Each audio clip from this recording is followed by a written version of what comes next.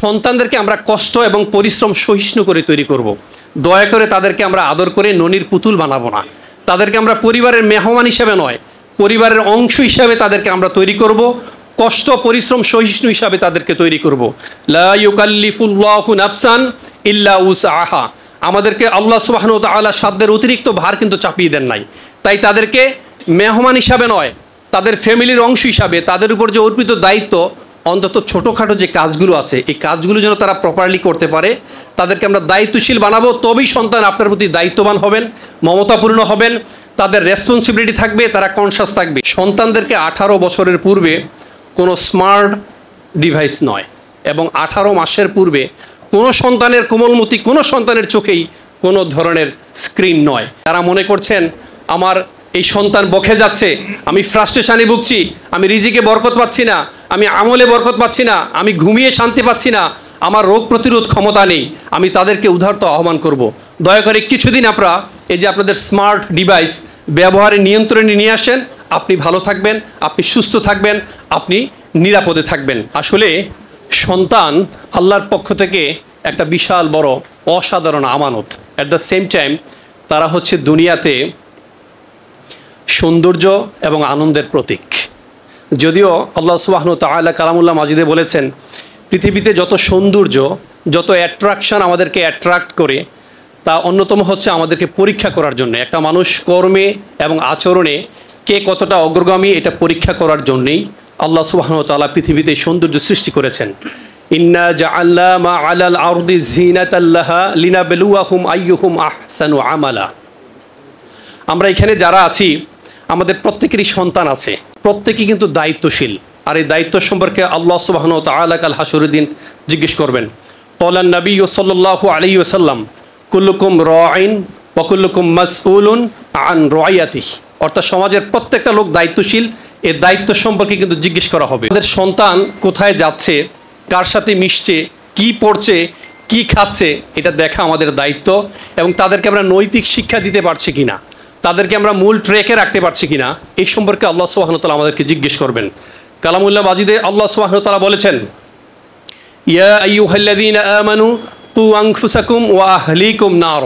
এখানে কিন্তু শুধুমাত্র আমাকে জাহান্নাম থেকে, জাহান্নামের আগুন থেকে রক্ষা করার জন্য বলেন নাই, অ্যাট দ্য সেম টাইম বলেছেন আমার সন্তান, আমার অধীনস্থ যারা আছে, অর্থাৎ আমার আহাল যারা আছে তাদেরকে নিয়েও, তাদেরকেও জাহান্নামের আগুন থেকে রক্ষা করার কথা বলা হয়েছে। অন্য এক আয়াতে আল্লাহ সুবহানাহু ওয়া তাআলা বলেছেন ওয়া আনযির আশিরাতাকাল আকরাবিন, অর্থাৎ তোমার নিকটজন যারা আছে তাদেরকে সতর্ক করো। তো আমরা তাদেরকে পরকাল সম্পর্কে যেমন সতর্ক করব, পরকাল সম্পর্কে তাদেরকে আমরা আরও বেশি কনসাস করব। অ্যাট দ্য সেম টাইম এই দুনিয়াতে থাকাকালীন সময় আমরা তাদেরকে চেষ্টা করব, তাদেরকে শুধাবো, তাদেরকে বুঝাবো, তাদের যে পটেনশিয়াল টাইম, তাদের যে গুরুত্বপূর্ণ সময়টা, এই সময়টার জন্য অন্যের পেছনে ব্যয় না করে, অন্যের ছিদ্রান্বেষণে ব্যয় না করে, নিজের জন্যে, মানবতার কল্যাণের জন্য তাদের এই সময়টাকে ব্যয় করে আমরা তাদেরকে নীতি নৈতিকতা শিক্ষা দেব, তাদেরকে শুদ্ধাচারিতা শেখাবো, তাদেরকে সময় সম্পর্কে সচেতনতা শেখাবো।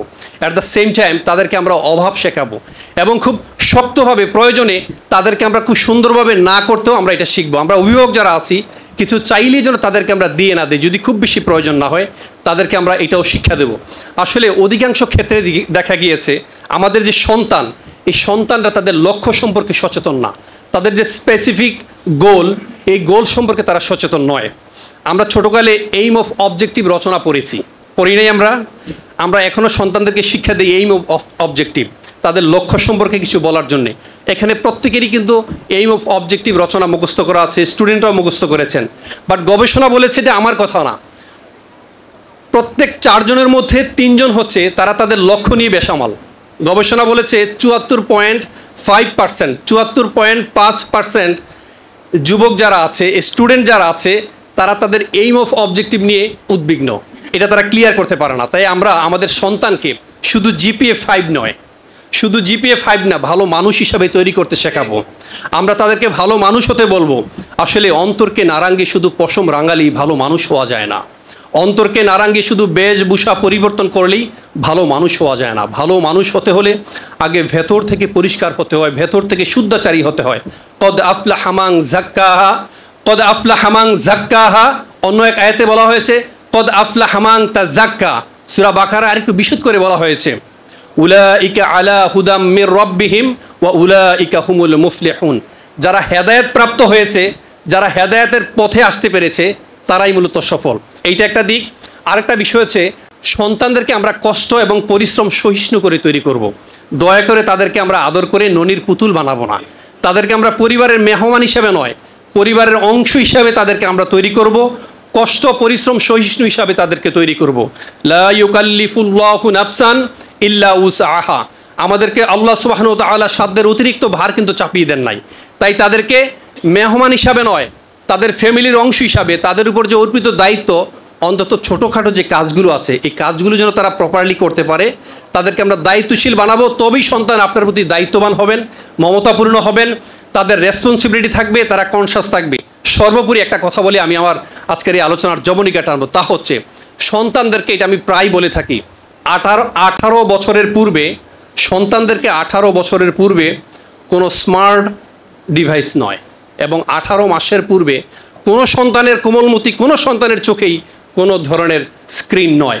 যারা মনে করছেন আমার এই সন্তান বকে যাচ্ছে, আমি ফ্রাস্ট্রেশনে ভুগছি, আমি রিজিকে বরকত পাচ্ছি না, আমি আমলে বরকত পাচ্ছি না, আমি ঘুমিয়ে শান্তি পাচ্ছি না, আমার রোগ প্রতিরোধ ক্ষমতা নেই, আমি তাদেরকে উদারত আহ্বান করব, দয়া করে কিছুদিন আপনারা এই যে আপনাদের স্মার্ট ডিভাইস ব্যবহারের নিয়ন্ত্রণে নিয়ে আসেন।